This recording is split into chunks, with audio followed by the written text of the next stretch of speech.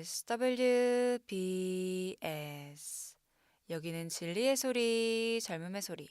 서울여자대학교 교육방송국입니다. 그럼 지금부터 3월 11일 수요일 저녁 방송을 시작합니다.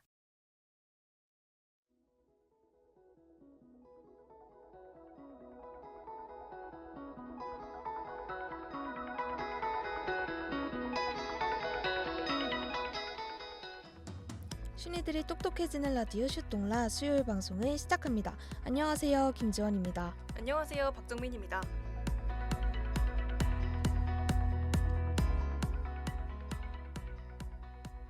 지난달 28일 사법개혁 3법이 국회 본회의를 통과했습니다.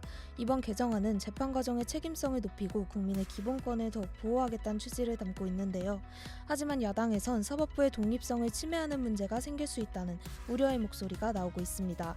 이번 슈똥라에선 사법개혁 3법의 개념과 주요 내용, 그리고 우리 삶에 미칠 영향까지 낱낱이 살펴보겠습니다.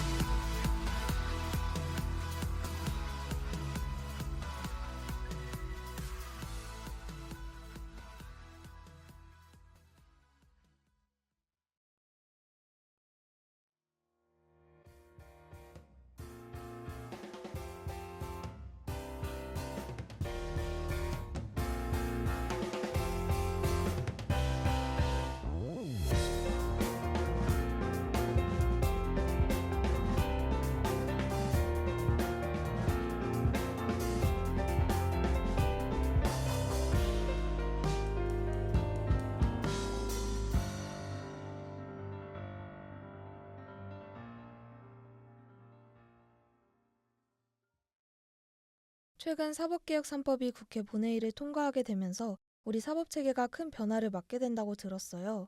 사법개혁 3법이 무엇인지 자세히 알려주실 수 있나요? 네, 물론이죠. 이번에 통과된 세 가지 법안은 법왜곡죄, 재판소원법, 그리고 대법관 증언입니다. 이 법안들은 사법부의 책임성을 높이고 국민의 기본권 보호를 강화하겠다는 목적으로 발의됐는데요. 여당은 사법정의 실현을 위해, 야당은 사법권 침해를 이유로 팽팽하게 맞서고 있습니다. 사법개혁 3법은 사법체계 전반을 개편하는 내용을 담고 있군요.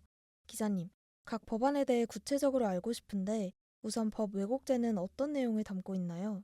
네, 법왜곡죄는 판사와 검사가 법을 일부러 틀리게 적용해 불공정한 결과를 만드는 것을 막으려는 취지로 발의됐습니다. 그동안 권력기관이 제19 감사기식 판결로 국민 신뢰를 잃었다는 비판이 발의 배경이 됐는데요. 여당은 이를 통해 사법부의 책임성을 강화하고 무소불위의 권력을 견제할 수 있다고 주장합니다. 판검사의 잘못된 법 적용을 견제해 사법의 신뢰를 회복하겠다는 취지군요. 그렇다면 이어서 재판소원법과 대법관 증언은 각각 어떤 내용을 담고 있는지 알려주실 수 있나요?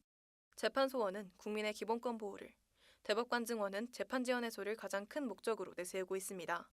재판소원은 대법원의 판결조차 헌법재판소에서 다시 살펴볼 길을 열어 국민의 억울함을 끝까지 풀어주겠다는 취지인 건데요. 또한 대법관 인원을 2배 가까이 늘려 많은 사건을 더 신속하고 꼼꼼하게 처리하겠다는 겁니다. 그렇군요. 사법권의 책임을 높여 불공정한 결과를 방지하고 재판 지연을 해소해 국민들의 기본권 보호를 도모하려는 상황이네요.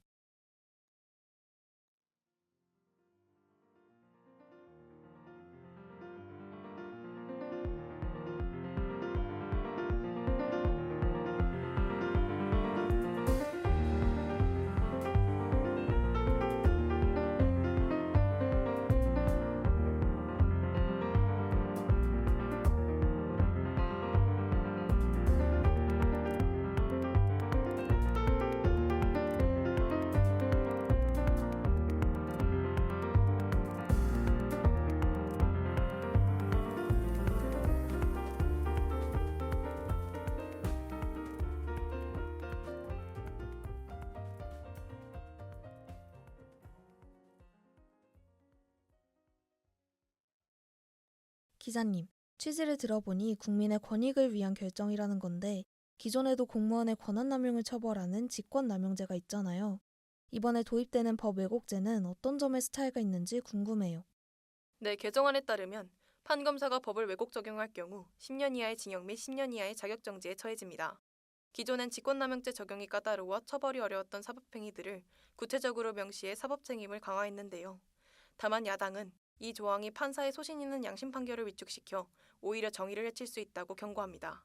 아, 판검사에게 최대 10년형이라는 강력한 처벌 규정이 생기는군요. 그럼 대법원의 판결을 뒤집을 수 있는 재판 소원은 절차가 어떻게 되나요? 개정안이 시행되면 앞으론 대법원에서 패소하더라도 그 판결이 헌법에 어긋난다면 헌법재판소에 취소를 청구할 수 있게 되는데요. 야당에선 이를 두고 사실상 사심제가 도입되는 결과라며 대법원의 권위가 위축되고 사법체계에 혼란이 생길 수 있다고 우려하고 있습니다. 아, 지금까진 법률에 대해서만 헌법 소원이 가능했지만 앞으론 법원의 재판 자체도 심판의 대상이 된다는 말씀이시군요. 마지막으로 대법관 증언은 어떤 변화를 가져오는 건지 구체적으로 설명해 주실 수 있나요? 네, 현재 14명인 대법관 수를 26명으로 대폭 늘려 대법원 전원합의체의 규모와 성격에 상당한 변화가 나타나게 됩니다. 대법관 한 명당 연간 수천 건의 사건을 맡던 과부하를 줄여 국민이 더 나은 수준의 재판 서비스를 받게 하겠다는 구상인 건데요. 하지만 야당은 한꺼번에 늘어나는 대법관 12명을 현 정부가 임명하게 되는 점을 들어 사법부 장악 시도라며 반발하고 있습니다. 그렇군요. 말씀을 들어보니 사법 책임을 강화하려는 취지와 함께 권한 재편을 둘러싼 우려도 동시에 제기되고 있는 것 같네요. 그럼 여기서 사법개혁 3법에 대해 긍정적으로 생각하시는 시민분의 의견 들어보겠습니다. 재판이라고 하면 우리 일상과는 좀 멀게 느껴질 때가 많잖아요. 가끔 뉴스에서 이해하기 힘든 판결이 나와도 시민 입장에서는 그냥 지켜보는 거 말고는 할 수 있는 게 없으니까요. 그런데 이번 법안으로 판사나 검사도 본인 판단에 대해 책임을 지게 된다고 하니까 사법 시스템이 예전보다 훨씬 공정해질 것 같다는 생각이 들어요. 이번 변화로 시민들의 억울한 사례를 줄여주고 법을 더 믿는 계기가 될 수 있으면 좋을 것 같아요. 시민분께선 사법개혁 3법이 통과되며 사법체계에 더 큰 신뢰를 할 수 있을 것이란 입장을 가지고 계신 것 같네요. 기자님, 이번에 특히 이 개혁이 강력하게 추진된 배경이 있을까요? 네, 그동안 사법부는 제19 감사기식 판결이나 재판 지연 문제로 인해 공정성 논란에서 자유롭지 못했습니다. 특히 법원 내부의 자발적인 개혁만으론 국민의 눈높이에 맞는 변화를 이끌어내기에 한계가 있다는 지적이 꾸준히 제기됐는데요. 이러한 누적된 불신이 제도적 견제 장치를 마련해야 한다는 요구로 이어지며 이번 입법에 큰 원동력이 됐습니다. 아, 사법 시스템의 구조적 한계와 누적된 불신이 이번 개혁의 도화선이 됐다는 말씀이신 거네요. 그런데 이번 개혁안이 국회 본회의를 통과하기까지 과정이 굉장히 긴박했다고 들었어요. 여당이 이렇게 속도를 낸 특별한 이유가 있을까요? 네, 여당은 입법부의 강력한 견제 없인 사법부의 체질 개선이 불가능하다고 판단한 것으로 보입니다. 따라서 야당의 반대 속에서도 안건조정위원회 절차를 거치는 등 법적 테두리 안에서 최대한 신속히 처리해 개혁의 추진력을 확보하려 했는데요. 이번 국회 임기 내에 처리를 마무리해 사법부의 폐쇄성을 극복하겠다는 의지로도 해석되고 있습니다. 아, 개혁의 동력을 잃지 않기 위한 여당의 승부수였던 거네요. 다만 이렇게 빠르게 진행하다 보면 놓치는 부분도 생길 수 있을 것 같아요. 네, 실제로 야당에서도 그 부분을 지적하고 있습니다. 사법체계를 바꾸는 중요한 법안들임에도 사회적 합의를 끌어내거나 충분히 검토할 시간이 부족했던 건데요. 이렇게 급하게 추진하다 보면 나중엔 재판 현장에서 혼란이 생길 수 있고 결과적으로 사법부의 독립성까지 흔들릴 수 있다는 입장입니다. 그렇군요. 기자님께서 사법개혁 3법에 관해 한국외국어대학교 법학전문대학원 이창은 교수님과의 인터뷰를 진행하셨다고 하는데요. 함께 들어보시죠.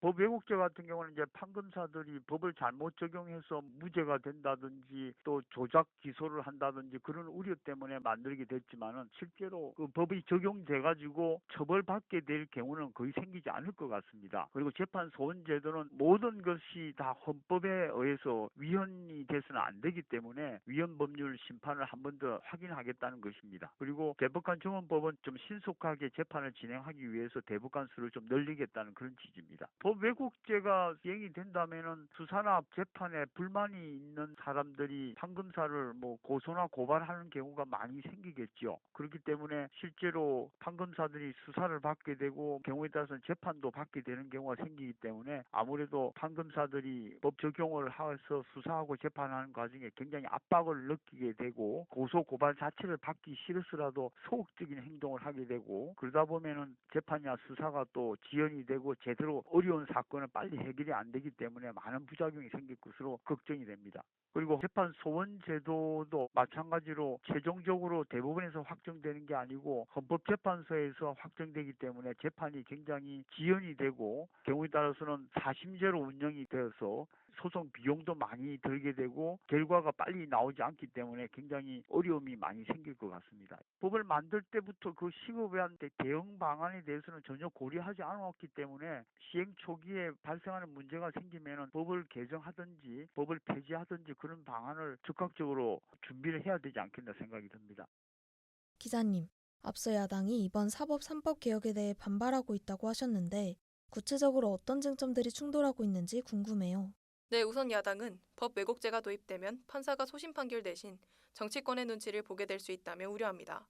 재판 소원 역시 대법원의 역할을 약화시키고 재판 기간만 늘려서 결국 사회적 비용과 불필요한 분쟁만 늘릴 것이란 주장인데요. 특히 대법관 증언을 통해 사법부의 지형을 인위적으로 바꾸는 것은 삼권 분립의 원칙을 위협하는 시도라며 비판하고 있습니다. 아, 야당은 사법 독립의 훼손과 재판의 장기화를 우려하고 있군요. 그렇다면 여당은 이러한 반발에 어떤 입장을 내세우고 있는지 알려주실 수 있나요? 물론이죠. 여당은 판결 결과에 대해 법관도 엄중한 책임을 지는 구조를 만드는 것이 진정한 사법정의라고 주장합니다. 재판 소원을 통해 대법원의 오류를 마지막까지 바로잡는 것이 국민의 공정한 재판을 받을 권리를 실질적으로 보장하는 길이란 건데요. 사법부의 독립은 권위 보호를 위한 성역이 아니라 국민의 신뢰 위에서만 존재할 수 있다는 점을 핵심 논거로 내세우고 있습니다. 판결의 책임성을 높여 국민의 신뢰를 회복하는 것이 사법정의라는 입장이군요. 기자님, 그렇다면 이렇게 다양한 입장들 사이에서 가장 눈여겨봐야 할 쟁점은 무엇인가요? 네, 결국 이번 개혁의 핵심은 사법부의 독립성과 책임성 중 어디에 더 무게를 두느냐의 싸움이라고 볼 수 있습니다. 여당은 책임지지 않는 권력은 부패하기 마련이라며 강력한 견제 장치를 강조하지만 야당은 견제가 선을 넘으면 사법부가 정치에 휘둘리게 될 것이라고 맞서고 있는데요. 결국 이 법안들이 실제 시행 단계에서 어떤 부작용을 최소화하느냐에 따라 이번 사법개혁의 성패가 갈릴 것으로 보입니다. 그렇군요. 사법부의 독립성을 지키면서도 어떻게 책임성을 확보할 것인지 그 균형점을 찾는 것이 이번 개혁의 가장 큰 숙제로 보이네요. 그럼 여기서 사법개혁 3법에 대해 우려를 표하는 시민분의 의견 들어보겠습니다. 전 이번 개혁안이 사법부의 중립성을 해칠 수도 있을 것 같아서 좀 걱정돼요. 판결이 마음에 안 든다고 고소나 고발이 많아지면 판사님이 소신껏 판결하기보다 정치권이나 여러 눈치를 더 보게 될 것 같거든요. 그래서 무작정 제도를 바꾸기보다 법원이 정치에 휘둘리지 않고 독립적으로 중심을 잡을 수 있는 안전장치를 먼저 마련하는 게 중요해 보여요. 시민분께선 사법부의 권력이 약화되면서 오히려 정치권과의 유착이 심해질 거라는 우려를 표해주셨네요. 기자님, 시민분의 걱정처럼 이번 법안들이 실제로 적용됐을 때 수사나 재판 현장에는 어떤 변화가 생길 수 있나요? 네, 법 왜곡죄가 시행될 경우 수사기관과 법원 내부에선 법 적용의 엄격성이 한층 강화될 것으로 보입니다. 그동안 관행적으로 이뤄지던 수사 방식이나 판결 재량권 행사가 위축되면서 현장에선 상당한 혼선이 빚어질 것으로 보이는데요. 여당은 투명한 사법 시스템 정착이라 반기지만 야당은 고소고발의 단발로 사법 기능이 마비될 것이라 우려하고 있습니다. 아, 법 적용은 엄격해지겠지만 고소고발의 남발로 사법 기능이 위축될 수 있다는 점이 현장의 큰 고민이겠군요. 그렇다면 재판 소원 도입과 대법관 증언이 가져올 변화에 대해서도 궁금해지는데요. 기자님, 자세히 설명해 주실 수 있나요? 네, 물론이죠. 우선 재판 소원이 실제로 도입되면 분쟁 종결이 늦어져 당사자의 피로도가 높아질 수 있습니다. 다만 대법관 증언을 통해 개별 사건에 대한 심리는 더욱 세밀해질 것으로 보이는데요. 한편 야당은 판결의 확정성이 사라지는 부작용과 더불어 대법관 구성이 정치적 편향성으로 인해 사법부의 독립성이 훼손될 수 있다는 점을 동시에 경계하고 있습니다. 재판의 세밀함은 높아지겠지만 절차가 늘어나고 현장에 혼선이 예상되는 걸 보면 사법제도의 변화가 우리 삶에 다양한 영향을 미치게 되겠네요. 변화의 폭이 큰 만큼 새로운 제도가 현장에 미칠 파장을 다각도로 신중하게 살펴볼 필요가 있겠습니다.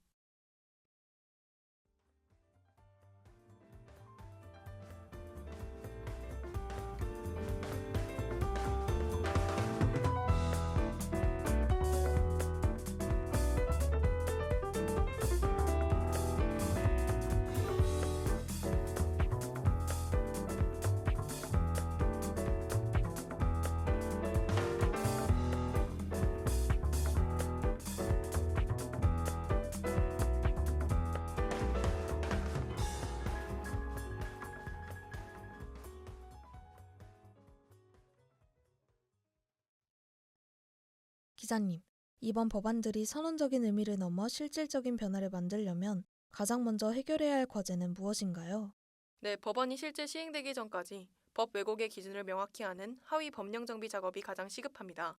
모호한 규정은 법 집행 과정에서 정치적 악용의 소지가 큰 만큼 누구나 납득할 수 있는 구체적인 가이드라인이 마련되어야 하는데요. 여당은 신속한 후속 입법을 준비 중이지만 야당은 법안 자체의 위헌성을 주장하며 헌법 소원 등 강력한 법적 대응을 예고한 상태입니다. 이번 법안들이 사법부의 책임감을 높이는 계기가 될 수 있겠지만 한편으론 법 왜곡의 기준이 모호하다는 문제로 인해 법관들이 판결을 내릴 때 위축될 수 있다는 우려도 나오는데요. 이런 불확실성이 앞으로 사법부의 독립성이나 정책 방향에 어떤 부담을 줄 수 있을까요? 네, 법 기준이 흔들리면 판사들이 소심 판결 대신 외부의 눈치를 보게 돼 사법부 독립성이 위축될 수 있습니다. 이렇게 되면 재판의 질이 떨어지고 국민들의 사법 불신이 오히려 깊어질 수 있는데요. 따라서 제도 시행 초기부터 법 해석의 일관성을 확보하는 것이 매우 중요하다고 볼 수 있습니다. 아, 새로운 제도가 현장에 제대로 자리 잡기 위해선 사법부의 독립성을 지키면서도 잘못된 판결엔 책임을 물을 수 있는 세밀한 보완책이 필요할 것 같네요. 그렇다면 사법부 내부의 노력은 이번 개혁의 성패에 어떤 영향을 미치는지 궁금해지는데요. 최근 진행되는 재판 공개 확대 같은 노력도 이번 3법의 안착과 관련이 있을까요? 네, 사법부가 추진하는 재판 공개 확대나 판결문 상색 기술 같은 노력은 이번 3법의 목적과도 긴밀히 연결됩니다. 외부의 법적 견제와 내부의 자정 노력이 맞물려야만 비로소 국민이 체감하는 재판의 공정성이 완성될 수 있기 때문인데요. 결국 입법을 통한 견제와 사법부의 능동적인 변화는 서로 영향을 주고받는 관계이기에 사법부 스스로의 혁신 의지가 무엇보다 중요합니다.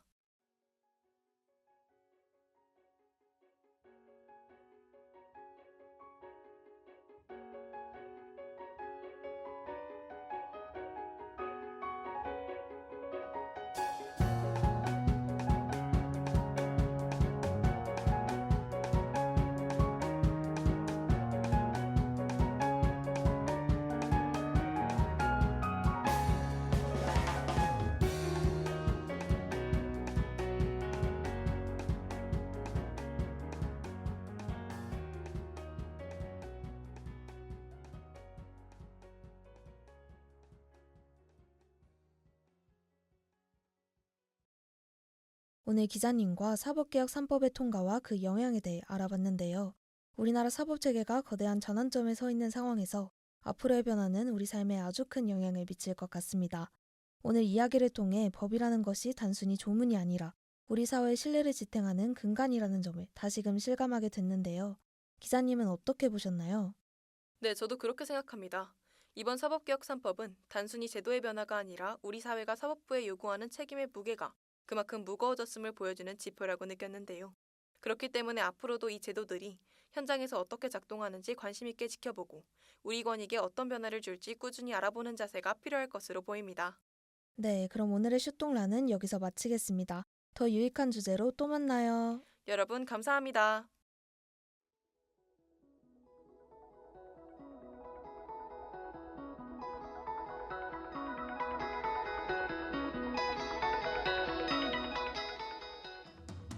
이상으로 3월 11일 슈똥라를 마칩니다. 지금까지 제작의 제55기 보도부 국어문학과 2학년 박정민, 기술의 제55기 기술부 디지털 영상전공 2학년 권예승, 진행의 제54기 보도부 국어문학과 3학년 김지원, 제55기 보도부 국어문학과 2학년 박정민이었습니다.